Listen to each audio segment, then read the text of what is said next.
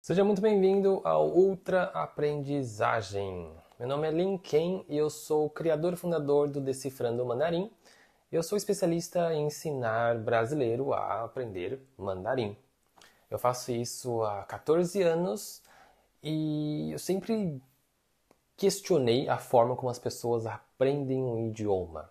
Nesses anos para cá, eu acredito que reuni bastante informação em relação à aprendizagem. Então, este curso ele vai ter o objetivo de te ensinar a aprender. Ou seja, você vai aprender a aprender. Porque eu acredito que aprender é uma coisa que muita gente precisa saber, porém, no mercado, as pessoas não ensinam a gente, né? Quando eu digo mercado, né, não somente mercado eu digo, mas todo o sistema educacional, nas escolas, nem sempre a gente tem o privilégio de pegar um professor aí que consegue te dar uma dica aí que vai fazer com que você realmente aprenda de uma forma eficaz que te traz resultado.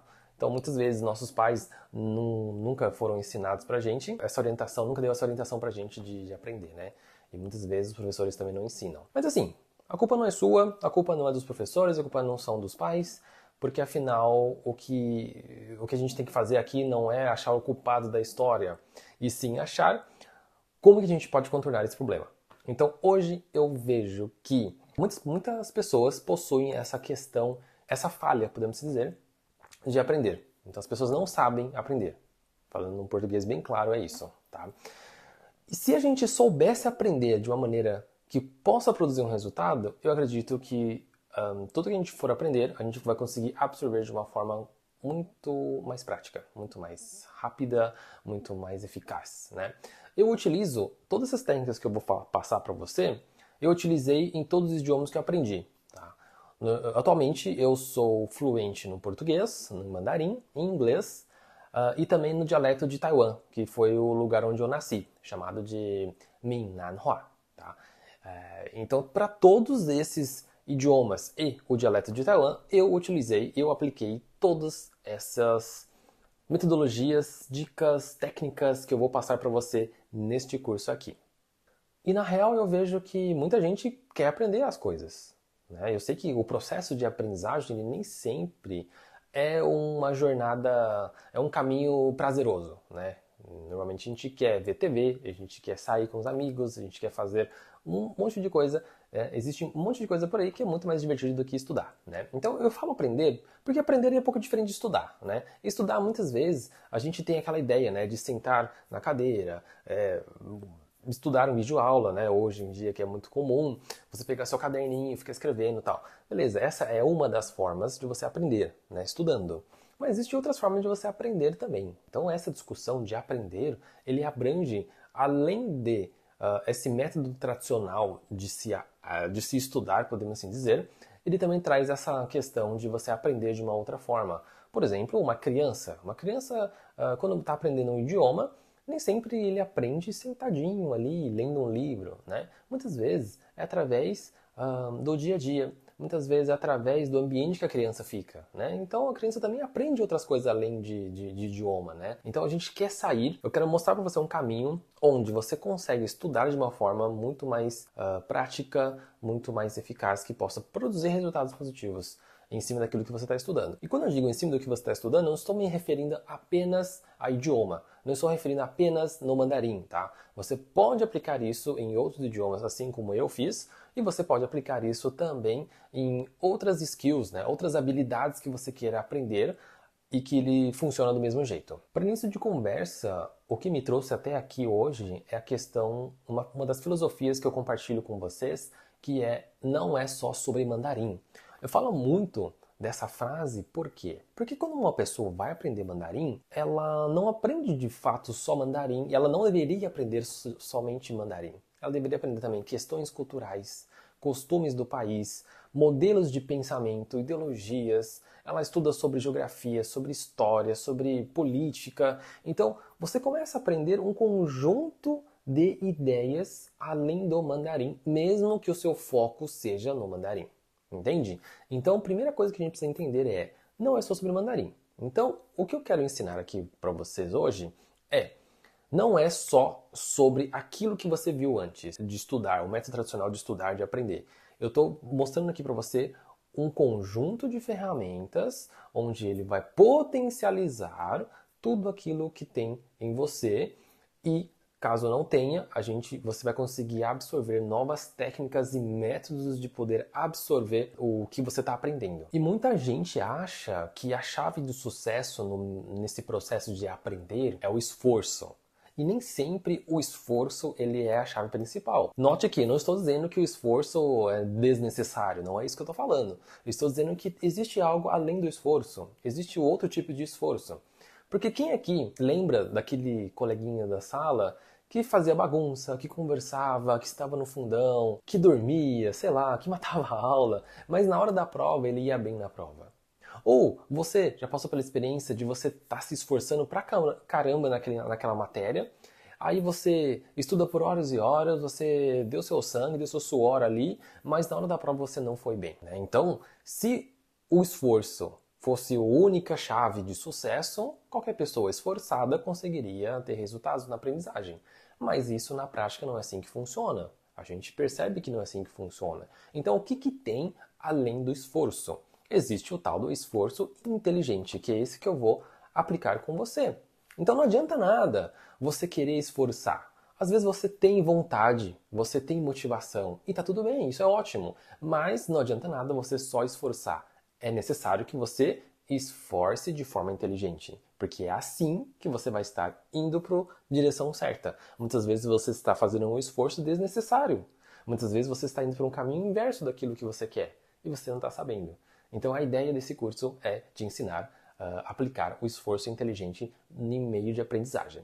E falando em esforço, eu quero contar para você uma lenda chinesa antiga, que dizia o seguinte: um certo dia, um mestre ele foi desafiado a cortar uma árvore em 2 horas. Então deram para um desafio para esse mestre e dizia o seguinte: olha, em 2 horas você precisa cortar essa árvore. Né? Então o mestre pegou seu próprio machado e ele começou a afiar o machado. E as pessoas se juntaram em volta dele para assistir aquele desafio, porque ninguém... Tava todo mundo querendo ver, né, se o mestre ia conseguir cortar aquela árvore em 2 horas. E aí ele passou mais de 1 hora ali afiando aquele machado. E as pessoas já ficando impacientes, né, falando um com o outro, cochichando no ouvido do outro, querendo entender que situação é aquela. Tipo, olha, já passou mais da metade do tempo que ele tinha, e ele estava ainda lá, sentadinho, nem começou a dar umas machadadas naquela árvore.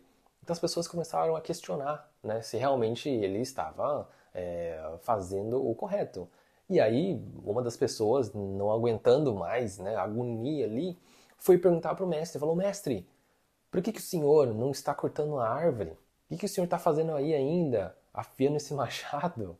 Aí o mestre simplesmente olhou para ele e respondeu, assim: ora, se eu tenho 2 horas para cortar a árvore, eu vou passar 1 hora e meia afiando o machado. Então essa história está dizendo o quê?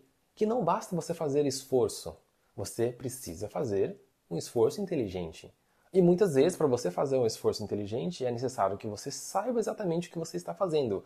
Ele tinha plena consciência do que ele estava fazendo. Ele precisava afiar o machado o máximo que ele puder, porque aí quando ele for gastar a energia dele para dar as machadadas na árvore, ele vai ver que o esforço dele vai ser inteligente e ele vai produzir resultados fantásticos através disso.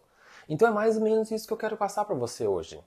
Eu quero que você, por meio deste curso aqui, você consiga sair daqui com o machado afiado. E inclusive, quem é aluno meu dentro do curso Decifrando Mandarim tem acesso a um módulo inteiro sobre afiando o machado.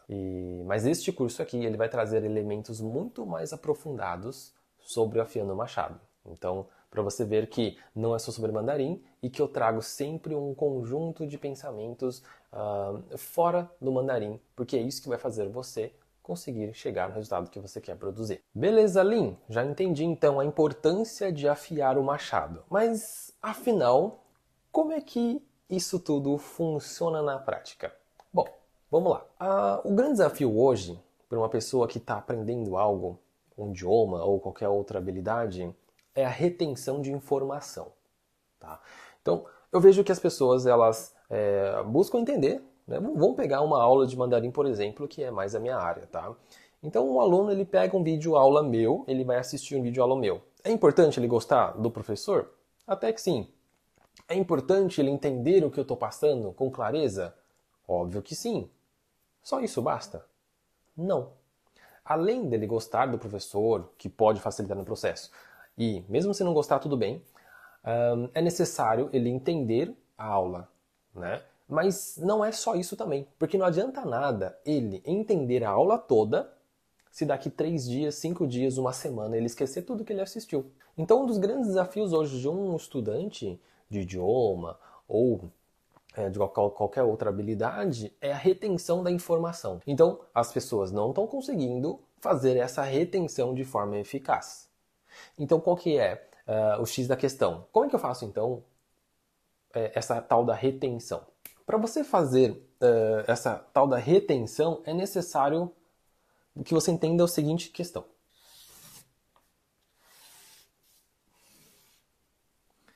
Eu vou colocar aqui um triângulo e eu vou dividir ele em 3 partes, onde aqui nesse primeiro camada aqui, eu vou colocar um T que é de técnica, tá? Depois nós temos no meio M de metodologia. E por último, nós temos F que é de filosofia, tá? Então, quando a gente fala de uma informação, né, de um processo de aprendizagem, é necessário, para a retenção, passar pelos 3 camadas. Então, a primeira camada de técnica. Só para você entender aqui, tá? Imagine que eu vou sair um pouquinho dessa linha de idiomas, né? E vou pegar um exemplo um pouco mais prático do dia a dia, que foi outro dia, né? Que eu fui aprender a fazer um bolo, né? Então eu sou péssimo na cozinha, eu não sei fazer bolo, e aí o que eu busco? Uma pessoa que é leigo no assunto. Eu busco a técnica. Então eu vou atrás da internet ou através de alguém que sabe, né? Eu fui atrás da minha mãe e falei assim, mãe, como é que faz esse bolo aqui? E aí ela foi lá e me passou. Ó, você precisa dessa quantidade de ovo, de farinha, disso, daquilo, de fermento, não sei o que, não sei o que. Me passou uma lista, né? Aí você primeiro mistura isso, depois você faz aquilo, depois... Então ela me passou o quê? Um procedimento todo. Aí você deixa no forno, quanto tempo? Tanto tempo, né? Então ela tá me passando o quê? Técnica. Ela tá usando a técnica dela, me passando, e eu vou repetir essa técnica, e aí vou conseguir fazer o bolo que eu quero. Então esse, para quem é leigo, tá aqui. Agora, me pergunta se agora eu lembro desse processo. Não lembro. Ou seja, eu não tive a retenção dessa informação. Por que eu não tive retenção? Porque eu parei no nível técnico. Só. Eu não vim para o meio aqui que é o metodológico. O que é o metodológico nesse caso aqui? É você entender o que cada um faz. É você entender por que ele tem que ficar 30 minutos no forno. Porque aí o fermento ele vai fazer com que ele cresça, etc. Né? Então você percebe que a metodologia ele vai explicar a técnica. E aí a pessoa que estiver estudando aqui na parte metodológica, ela vai conseguir entender as técnicas ou até mesmo criar novas técnicas, tá? Porque existe uma hierarquia aqui, né? Então o que está embaixo ele vai conseguir comandar o de cima, ele vai conseguir criar, né, novas técnicas através da metodologia. Eu falo, então eu vou começar a pensar assim, olha, se eu mudar então tal ingrediente, eu vou conseguir fazer. Se eu aumentar a temperatura, eu posso deixar um pouco menos de tempo. Então você vai começar a entender mais o funcionamento de tudo, uma vez que você entende o método para fazer aquilo. E abaixo do método existe a parte filosófica. O que é filosófica, né? A parte filosófica é onde explica tudo, né? É a parte onde se origina de tudo, né? Então, vou pegar o exemplo do bolo, é você entender o funcionamento do fermento, o funcionamento da farinha, o funcionamento do forno, né? Então, se for forno a lenha, é um tempo. Se for um forno normal de gás, né, é outro tempo. Se for um forno elétrico, é outro tempo. Então você percebe o quê? Aqui você consegue até o quê? Substituir os ingredientes. Tá faltando tal coisa. Tudo bem, a gente substitui por tal coisa. Né? Então é a parte filosófica. Inclusive, foi uma dificuldade muito grande, né, para extrair as técnicas de fazer o bolo da minha mãe, porque eu perguntava assim, né, mas eu tenho que deixar quanto tempo? Aí eu falo assim, é você vê. Você vê lá, porque aí se ele tiver assim, assim, assado, aí você pode tirar. Ah, mas se tiver assim, assim, assado, você tem que deixar mais um pouco. Tá, mas mais um pouco quanto? Aí você tem que ver. Então, você percebe o quê? Que fica muito nebuloso uma pessoa que está aqui, né? Tudo é uma dúvida, né? Porque eu não estou entendendo o processo metodológico nem o filosófico do processo ali. Então, minha mãe, ela entendendo tudo, ela vai no zoiômetro. Ela não precisa mais da técnica, ela não se apega mais na técnica. E o que eu percebo? Que as pessoas que são iniciantes no processo de aprender algo, elas estão na parte técnica, mas elas não fazem esse questionamento ou aprofundamento da parte metodológica ou da parte filosófica. Tá? E isso daqui é como se fosse uma representação de um iceberg, né? E aqui está o nível da água. Né? Então, o que a gente consegue enxergar, né, a ponta do iceberg é a parte da técnica, mas o que está submerso embaixo da água é a parte metodológica e a filosófica. E para que algo possa reter dentro de você, você precisa passar por esses 3 níveis de conhecimento: tecnológica, metodológica e a filosófica. Então você tem que entender o aprender, tá? Quando a gente está falando de aprender, a gente está aqui, ó, tá? Então, na verdade, a gente vai envolver os 3, tá? A gente vai envolver os 3, você já vai entender, tá? Então, neste curso aqui, a gente vai fazer isso daqui virar o nosso objetivo. E aí eu vou desenhar aqui para você um outro esquema para você entender qual que vai ser o tríade, né, do nosso mapeamento aqui do aprendizagem, tá bom?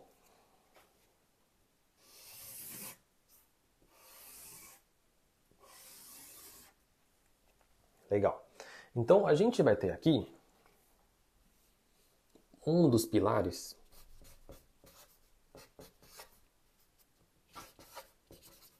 autoconhecimento, tá? Você precisa entender quem é você, como você funciona, quais são os seus pontos fortes e quais são os seus pontos fracos, tá? Por quê? Vamos supor que você seja uma pessoa que procrastina muito, uma pessoa que tem muita preguiça de estudar. Você precisa saber disso. Você precisa saber da onde vem isso. Você precisa saber por que você é assim, tá? A gente vai trabalhar essa parte também. A gente vai buscar alguns padrões, tá? E eu vou trazer para você alguns padrões de comportamento, de pensamento e de sintomas dos alunos no meio de uma frustração de uma aprendizagem, tá? Então, autoconhecimento. Você precisa saber quem é você, onde você se situa. Porque se você não souber, vai ficar muito difícil de lidar com as suas frustrações, suas preguiças, procrastinação, enfim, etc e tal, tá? Depois, o que você precisa ter além do autoconhecimento? Tá, eu já sei como eu funciono, eu já sei que assim, um exemplo, tá? Tem gente que estuda todos os dias. Tem gente que estuda uma vez por semana, mas ele fica 3 horas, né? Então, assim, qual é melhor? A gente vai chegar lá. Mas, você percebe que são 2 pessoas que a gente está falando aqui. E para cada pessoa existe uma forma de você estudar. Não basta só autoconhecimento. Você precisa também, além do autoconhecimento, o quê?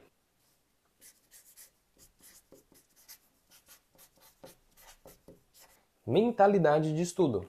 Ou seja, você precisa ter, além do autoconhecimento, mentalidade de estudo. Porque se a pessoa ela não tiver a mentalidade de estudo, ela não consegue estudar, tá? Por quê?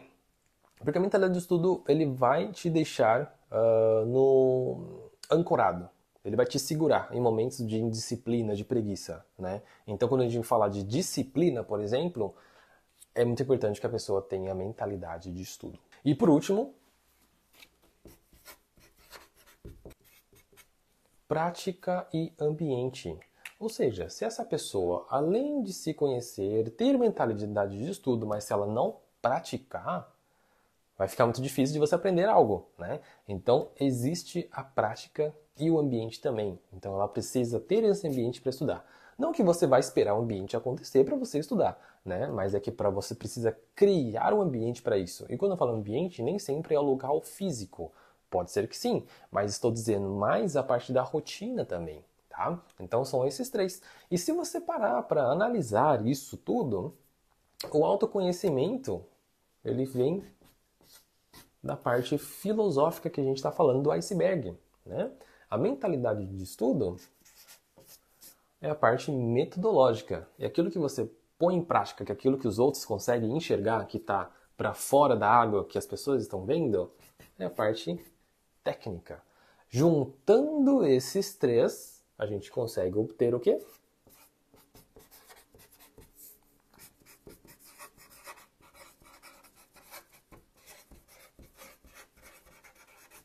Ultra-aprendizagem. Então, a partir deste momento, eu vou te chamar de ultra-aprendiz. Seja muito bem-vindo.